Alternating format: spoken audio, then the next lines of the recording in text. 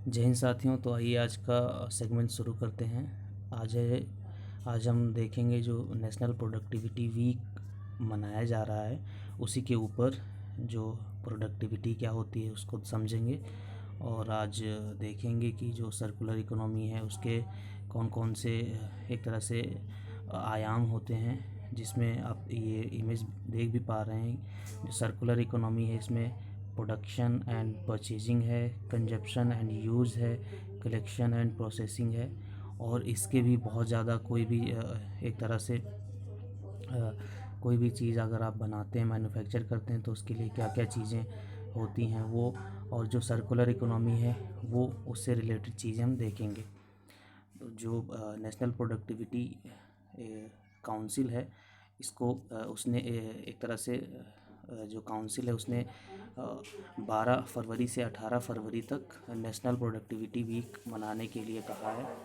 और जो national productivity week day है उसको 12 फरवरी को एनुअली एक तरह से मनाया जाता है। और इसके मनाने का जो एम है वो ये है कि जो प्रोडक्टिविटी से रिलेटेड जो कल्चर है एक तरह से काम करने का, और कुछ प्रोडक्टिव करें, कुछ निकले, या कुछ भी आप एक तरह से ह्यूमन रिसोर्स के माध्यम से कुछ भी चीज़ जनरेट कर रहे हैं, मैन्युफैक्चर कर रहे हैं, या कुछ भी अमाउंट आप जनरेट कर रहे हैं तो उस कल्चर को प्रमोट किया जाए। और ये एनपीसी के द्वारा, एनपीसी ने इसका थीम भी बताया है। और इसका जो ऑब्जेक्टिव है सेलिब्रेशन का, उसमें जो स्टेक होल्डर हैं और भी जितने भी टेक्निक है, टूल्स हैं प्रोडक्टिविटी से रिलेटेड, उसको इनकरेज करना, उसको बढ़ावा देना। जो एनपीसी काउंसिल जो एनपीसी है, नेशनल प्रोडक्टिव काउंसिल है, उसके बारे में आइए देखते हैं। इसको 12 फरवरी 1998 में बनाया गया था, 1958 में सॉरी बनाया गया था, मिनिस्ट्री ऑफ इंडस्ट्री के तहत। ये एक ऑटोनोमस मल्टी पार्टाइट एजेंसी है और नॉन प्रॉफिट ऑर्गेनाइजेशन है। ये प्रॉफिट बेस पे काम नहीं करती है, ये अपना काम एक तरह से पब्लिक वेलफेयर के लिए करती है। और इसको रजिस्टर किया गया है सोसाइटी के अंडर में। और जो एक्ट है वो एक्ट है 21 ऑफ 1860। और जो एनपीसी है ये एक तरह से कंस्टिट्यूएंट है Tokyo based Asian productivity organisation APO के माध्यम से। इंटर गवर्नमेंटल बॉडी भी है ये, और जो गवर्नमेंट ऑफ इंडिया है इसके फाउंडिंग मेंबर हैं। तो ये एक tri party non profit organisation है। एक तरह से जो एनजीओ है इसमें 3 लोग हैं और एक तरह से एनजीओ ये काम करती है। और इसमें इक्वल रिप्रेजेंटेशन है गवर्नमेंट का, एम्प्लॉयर का और वर्कर ऑर्गेनाइजेशन का। इसके अलावा जो इसमें रिप्रेजेंटेटिव हैं वो टेक्निकल हैं, प्रोफेशनल, इंस्टीट्यूशन, और भी बहुत ज़्यादा जो मेंबर्स हैं प्रोडक्टिविटी काउंसिल से। और इसके अलावा जो चैम्बर ऑफ कॉमर्स है और भी इसके जो गवर्निंग बॉडी हैं उसके इसमें मेंबर हैं। इसका जो इम्प्लीमेंटेशन और प्रमोशन का काम है वो बेसिकली जो गवर्नमेंट से रिलेटेड चीज़ें हैं, और जो एपीओ है, इंटर गवर्नमेंटल है, इन सारी मैटर्स पे यहाँ पे काम होता है। जो नेशनल प्रोडक्टिविटी काउंसिल है ये केवल सॉल्यूशन नहीं प्रोवाइड करती है, इसके अलावा productivity, competitiveness, profit, argument, safety, ensure better quality, ये इतनी काम करती है। इसके अलावा जो इसकी अंडरटेकिंग है रिसर्च और प्रोडक्टिविटी एरिया से, उसमें कंसल्टेंसी हो गया, ट्रेनिंग हो गया। इसके अलावा जो industrial engineering, agri business, business service, quality management, human resource management, information technology management, energy management, environmental management, और इस तरह तरह के काम किए जाते हैं। इसमें पब्लिक और प्राइवेट सेक्टर का भी एक तरह से भरपूर यूज होता है। और जो इसका सिग्निफिकेंस है इस सप्ताह का वो देखते हैं आइए। इसमें जो एक तरह से जो अटेंशन चाहती है उसमें ये है कि इनकरेज करना, जो प्रोडक्टिविटी टूल्स हैं उनको इम्प्लीमेंट करना, एग्जीक्यूट करना। इसके अलावा जो इन्हेंस करना टेक्निक्स, और इसके अलावा जो कंटेम्प्रेरी रिलेवेंट थीम है, जैसे कोई अब मान लीजिए 5G है, तो 5G एक तरह से साउथ कोरिया में चल रहा है यूएसए की बहुत ज़्यादा शहर में 5G अभी एक तरह से सर्कुलेशन में है। बहुत ज़्यादा सिटीज़ हैं एशिया में भी जहाँ पे ये चलाई जा रही है 5G। अभी इंडिया में कह रहे हैं 1 साल बाद आएगा। तो जो रेलेवेंट थीम है ये है कि इसी के साथ में यहाँ पर भी चलना चाहिए, यहाँ पर भी रिसर्च इनोवेशन बराबर चलना चाहिए, तो तभी प्रोडक्टिविटी को एक तरह से बढ़ावा दिया जाएगा। इसके अलावा जो ये प्रचारित करती है जो क्वालिटी है, कम्पिटिटिवनेस है और एफिशिएंसी है, उससे रिलेटेड चीज़ें भी एक तरह से बढ़ावा देती है। इसके अलावा जो कॉन्शियसनेस है वो सेमिनार के ज़रिए, वर्कशॉप के ज़रिए एक क्वालिटी इवेंट्स कराती है। और इसके अलावा सेमिनार, कैंपेन्स और नॉलेज जितने भी टूल्स हैं और जो एक तरह से अवार्ड्स के लिए मोटिवेट करना कि इन्हेंस करना प्रोडक्टिविटी, तो ये सारी चीज़ें ये यहाँ से होती हैं। जो नेशनल प्रोडक्टिविटी और इनोवेशन अवार्ड स्कीम है NPIA, इसके तहत क्या क्या होता है वो आइए देखते हैं। ये मेन गोल है NPIA का जो इनोवेशन है या इंटरप्राइजेज़ हैं उनको अलग अलग सेक्टर में बढ़ावा देना या उनको आगे ले जाना।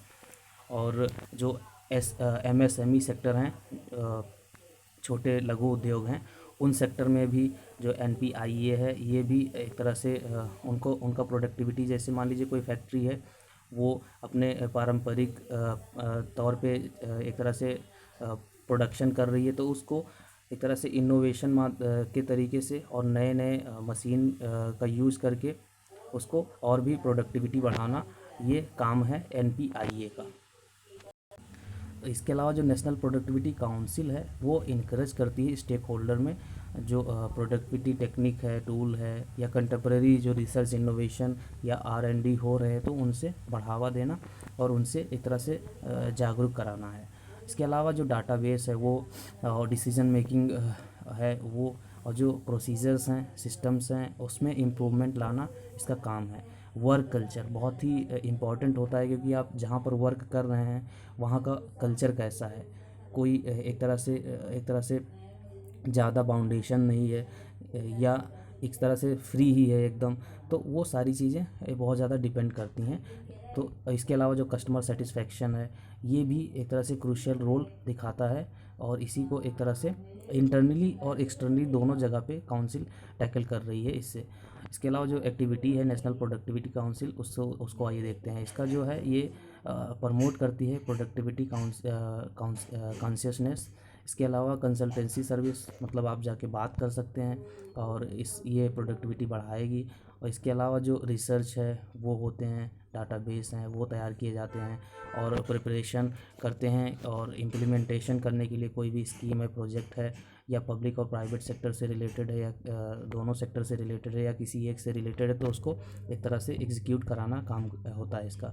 और इसके अलावा जो फैसिलिटेट करते हैं लोकल, रीजनल और सेक्टर वाइज लेवल पे, ऑर्गेनाइजेशन पे। इसके अलावा जो IT इनेबल्ड सर्विस हैं या गवर्नेंस है उसको प्रमोट करती हैं। जो NPC का ऑब्जेक्टिव है क्या है उसको आइए देखते हैं। इनोवेशन, प्रोडक्टिविटी और जो नेशनल इकोनॉमी है उसको होलिस्टिक और इंक्लूसिव अप्रोच में, होलिस्टिक होता है कि सबका एक तरह से बहुआयामी एक है तो उसके सारे प्रोज एंड कॉन्स देख के होलिस्टिक डेवलपमेंट कराना। और जो ट्रिपल बॉटम है, इकोनॉमी, इन्वायरमेंट और सोशल, इसको लेकर चल रहे हैं। इसके अलावा जो एक तरह से प्रोडक्टिविटी मूवमेंट है उसको और भी स्ट्रेंथन करना और कोलैबोरेटिव नेटवर्किंग बनाना, प्लेटफॉर्म देना, ये सारा इनका काम है। इसके साथ साथ जो productivity related evidence based policy हैं उसमें सपोर्ट प्रोवाइड कराना, जो इमर्जिंग ट्रेंड्स चल रहे हैं उससे टैकल आउट करना।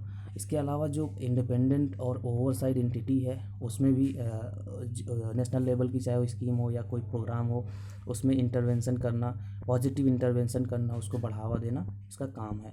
इसके जो और है उसमें प्रोडक्टिविटी कैंपेन है वो अवार्ड, एफिलिएशन, सर्टिफिकेशन और इसके अलावा जो और तरह तरह के हैं उनमें बढ़ावा देती हैं। इसके अलावा और जो गवर्नमेंट है या बिज़नेस है या सोसाइटी है या कल्चर है उसमें कॉन्शियसनेस, एक तरह से जागरूकता लाना मेन मुद्दा है।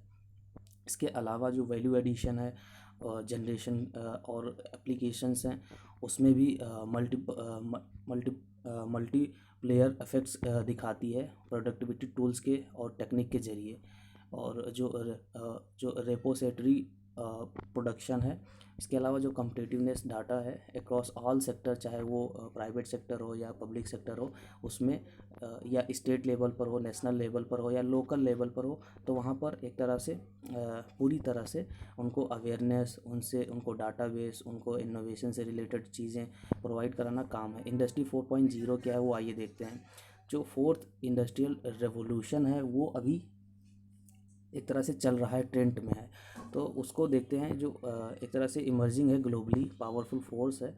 इसको नेक्स्ट इंडस्ट्रियल रेवोल्यूशन कहते हैं। इसके पहले 3 रेवोल्यूशन आ चुके हैं। तो एक तरह से ये इंक्रीज़ करेगा डिजिटाइजेशन और interconnection of product, value chain and business models. ये 3-4 चीज़ों को कनेक्ट करेगा। तो उसी के लिए ये तैयार कर रही हैं अपने आप को। इसमें जो एक तरह से स्मार्ट फैक्ट्री है, इसको करना, और इसके अलावा जो वर्सेटिलिटी है, इकोनॉमिक डिज़ाइन है, रिसोर्स एफिशिएंसी है और डायरेक्ट इंटीग्रेशन है बिजनेस पार्टनर से, वो सारा चीज़ करना है। भारत 4.0 क्या है वो आइए देखते हैं। ये इंडस्ट्री 4.0 जो इंडस्ट्रियल रेवोल्यूशन है वो बढ़ावा देना ही यहाँ पे काम है। तो ये इसमें क्या होता है कि डिजिटाइजेशन को इंक्रीज़ करना है, वर्टिकल और हॉरिजेंटल इंटरकनेक्शन करना है, वैल्यू चेन्स को, सप्लाई नेटवर्क को। तो इससे क्या होगा कि जो इंडिया है वो, क्योंकि जब इसके पिछले 3 जो इंडस्ट्रियल रेवोल्यूशन हुए हैं, पहला, दूसरा, तीसरा, उसमें इंडिया का पार्टिसिपेशन रहा है। तो अभी लीड नहीं कर पाया है, लेकिन पिछले तीनों में तो जो लीडर होगा एशिया में ही होगा, कोई ना कोई, चाइना हो या इंडिया हो। तो उसमें इंडस्ट्री 4.0 में अगर इंडिया को बनना है तो ये 3-4 चीज़ें जोड़ रहे हैं इसीलिए। और इसके अलावा जो इंटरनेट्स ऑफ थिंग्स है, ये नई चीज़ है, आर्टिफिशियल इंटेलिजेंस है, डाटा एनालिटिक्स है, ये VR, ये सारी चीज़ों में इंडिया को वेस्ट करना होगा, क्योंकि इसमें अभी आगे इजराइल, रशिया और जो यूरोपियन कंट्री में USA या अभी चाइना भी तेज़ी से बढ़ रहा है। तो इसमें इंडिया को भी कॉम्पीट करना होगा। जो प्रीवियस इंडस्ट्रियल रिवोल्यूशन, उसके बारे में ये देखते हैं। जो पहला इंडस्ट्रियल रिवोल्यूशन था उसमें ट्रिगर किया गया था वाटर और जो स्टीम पावर था उसको मूव किया गया था mechanical manufacturing from human labour. जैसे पहले क्या होता था, दास रखे जाते थे, कोई भी मशीन बड़ी चलानी है या कुछ करना है तो मैनुअल लेबर इस्तेमाल की जाती थी। लेकिन जब पहला इंडस्ट्रियल रेवोल्यूशन आया तो उसमें जो स्टीम पावर है, पानी का, वो भाप का यूज़ किया गया, जिसकी वजह से जो लेबर, ह्यूमन लेबर है, उसको एक तरह से थोड़ा मुक्ति मिली। जो सेकंड इंडस्ट्रियल रिवोल्यूशन था उसमें इलेक्ट्रिकल पावर आया, मास प्रोडक्शन हुआ, क्योंकि इलेक्ट्रिसिटी तब तक पता चल चुकी थी। और फिर थर्ड इंडस्ट्रियल रिवोल्यूशन था, उसमें इलेक्ट्रॉनिक और इंफॉर्मेशन टेक्नोलॉजी को ऑटोमेट मैन्युफैक्चरिंग में लाया गया। तो इसकी वजह से बहुत ज़्यादा, मतलब एक तरह से अभी आप पिछले जितने भी 200 साल में बहुत बड़े बड़े खोज हुए हैं जो उसके पहले नहीं हुए थे कभी भी। तो वो, जबकि बुनियाद वही थे, उसके पीछे वाले ही जितने खोज हुए थे छोटे बड़े, तो उसकी वजह से जो 200 साल में बहुत ज़्यादा एक तरह से विकास हुआ ह्यूमन का, और एक तरह से सिविलाइजेशन और भी ईज हुई। तो उससे बहुत ही आसानी हुई। और जो फोर्थ रेवोल्यूशन है, जो करंट ट्रेंड है ऑटोमेशन का, उसमें ज़्यादातर जो जोर है वो डाटा एक्सचेंज, मैन्युफैक्चरिंग टेक्नोलॉजी पे है। और जो इंटरनेट ऑफ थिंग्स है, आर्टिफिशियल इंटेलिजेंस है, ये सारी चीज़ें आ रही हैं इसमें। जो सर्कुलर इकोनॉमी है वो क्या है, ये एक इंडस्ट्रियल सिस्टम है। ये रिस्टोरेटिव और रीजेनरेटिव है, इंटेंशन और डिज़ाइन के द्वारा। तो ये एक तरह से रिस्टोरेटिव है, रीजेनरेटिव है, और वो भी डिज़ाइन और इंटेंशन के द्वारा। इसके अलावा जो टॉक्सिक केमिकल हैं, एम्पायर रीयूज़ हैं या रिटर्न बायोस्फीयर हैं, तो इन सब चीज़ों से एक तरह से रिन्यूएबल एनर्जी की तरफ पे शिफ्ट करने की बात हो रही है। यहाँ पे वो चीज़ें दिखाई जा रही हैं। इसके अलावा जो वेस्ट हैं उसका एलिमिनेशन, सुपीरियर डिज़ाइन मटेरियल, या जो प्रोडक्ट सिस्टम है या बिजनेस मॉडल है उसको चेंज करने की बात हो रही है यहाँ पे। तो सर्कुलर इकोनॉमी में जो एम है वो डिज़ाइन और जो वेस्ट हैं उससे टेकल आउट करना, रिसाइकिल, रीयूज़ और रीमिशन जो हो रहा है उसको कम करना। तो वो सारी चीज़ें हैं। एनर्जी और लेबर जो लास्ट हो रही है उसको एक तरह से टैकल आउट करना, क्योंकि इतना बहुत ज़्यादा एनर्जी जितना भी लॉस होगा तो नई जनरेशन को क्या मिलेगा, तो उससे टैकल आउट करने के लिए ये एक नया कदम यहाँ पे चलाया जा रहा है। इसके अलावा जो अलग अलग जो एक तरह से कंज्यूमेबल और ड्यूरेबल कंपोनेंट्स हैं प्रोडक्ट के, वो भी एक तरह से एक तरह से इन्वायरमेंट फ्रेंडली हों, ये सारी चीज़ें यहाँ पे बताई जा रही हैं। इसके जो और एम हैं वो आप देख लीजिए, जो नॉन टॉक्सिक हैं या बायोलॉजिकल इंग्रेडिएंट हैं या जो बायोस्फीयर में रिटर्न किए जाते हैं, तो वो सारी चीज़ जो सेफ़ हों, एक तरह से क्लाइमेट चेंज को डिक्रीज़ करें, और जो यूएन का 2013 का जो 17 एसडीजी गोल हैं उसमें भी क्लीन एनर्जी और ये सारी बातें हो रही हैं क्लाइमेट चेंज से टैकल आउट करने के लिए, तो वो तभी एक तरह से हो पाएंगी जब ये सारी चीज़ें सही से होंगी। और इसके अलावा जो एक और सर्कुलर इकोनॉमी है, जिसमें जो भी पैरेलल चल रहे हैं आर एन डी है, जैसे बजट में R and D, research and innovation पे बहुत कम खर्च होता है, उसको बढ़ाना पड़ेगा, तभी हम सही से जो कम कार्बन इमिशन वाले मशीन्स हैं उनका इस्तेमाल कर पाएंगे। और उसके अलावा जो आर्टिफिशियल इंटेलिजेंस है उसका, या डाटा एक तरह से डाटा मैनेजमेंट का है, या और भी जितने बड़े जो वर्ल्ड लेवल पे चल रहे हैं वो प्रोग्राम यहाँ पे लाकर ही हम बेहतर कंपटीशन दे सकते हैं। इसी के साथ में ये टॉपिक यहीं पे ख़त्म होता है। बहुत बहुत धन्यवाद। Thank you. जय हिंद।